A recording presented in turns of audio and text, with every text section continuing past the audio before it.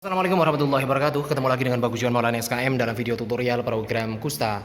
Teman-teman, kali ini saya akan menjelaskan lebih detail tentang RFT rate, Release from Treatment Rate, atau angka kepatuhan berobat atau angka selesai pengobatan Kusta. Nah, ini kan kita sekarang ada di awal 2023. Biasanya kita melakukan evaluasi program. Nah, kemarin sudah saya bahas sekilas sih sebenarnya RFT rate itu di video indikator kinerja puskesmas. Ya, Anda bisa search di situ. Tetapi karena banyak yang nanya gimana sih cara ngitung manualnya? Nah, selama ini perhitungan RFT rate itu saya sangat dibantu oleh SIPK atau Sistem Informasi Program Kusta, program software Excel ya, secara computerized, secara otomatis dihitung. Nah, bagaimana cara ngitung manualnya? Oke, ini akan saya jelaskan. RFT rate itu ditarget lebih dari 90% untuk semua tipe ya, baik PP maupun MB secara keseluruhan. Nah, cara ngitungnya gimana nih?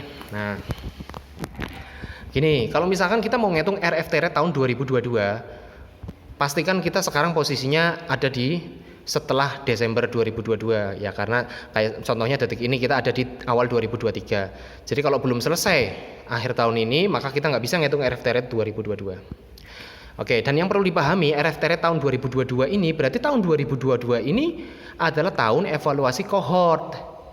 Jadi yang mau kita hitung itu bukannya berapa jumlah pasien yang RFT di tahun 2022, bukan seperti itu, bukan ya.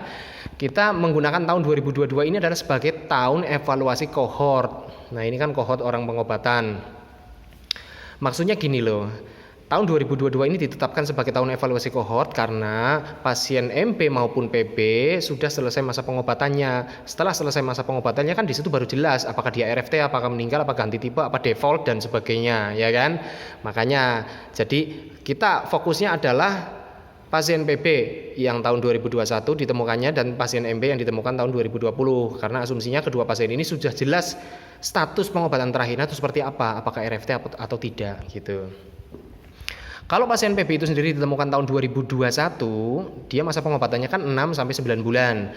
Berarti dia bisa jadi RFT di tahun 2021 itu sendiri, atau bisa jadi dia RFT di tahun 2022.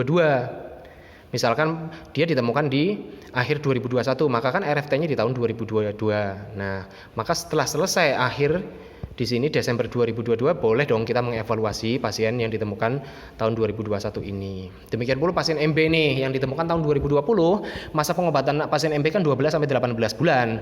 Berarti dia pasien ini bisa RFT di tahun 2021, bisa juga dia RFT-nya di tahun 2022.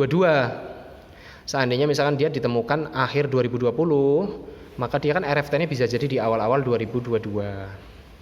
Nah, berarti bisa dong kita evaluasi pasien ini kan, karena ini sudah melewati akhir Desember 2022.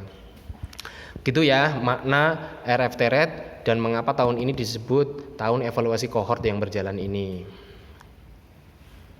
Oke, sekarang bagaimana sih cara menghitungnya? Nah, kembali lagi kita fokus ke pasien PB yang ditemukan tahun 2021 dan pasien MB yang ditemukan tahun 2020. Misalkan nih, pasien MB yang ditemukan tahun 2020 itu ada 80 pasien. Dari 80 pasien itu, misalkan yang RFT hanya 60, maka perhitungannya yang RFT 60 dibagi yang ditemukan 80 dikali 100% sama dengan 75%. Nah, misalkan nih pasien PB yang ditemukan tahun 2021 ada 20, lah yang RFT cuma 10, maka 10 dibagi 20 dikali 100% sama dengan 50%. Nah, untuk menghitung RFT rate secara keseluruhan tahun 2022, bukan berarti 75 ditambah 50 terus dibagi 2 sama dengan 62,5%. Bukan seperti itu, salah ya, karena persentase ini berasal dari proporsi yang berbeda. Penyebutnya kan beda ini. Kecuali kalau penyebutnya sama, boleh kita melakukan perhitungan seperti itu. Ini ditambah ini bagi 2. Tapi karena penyebutnya ini beda, berasal dari proporsi yang berbeda, maka perhitungan yang benar adalah seperti ini.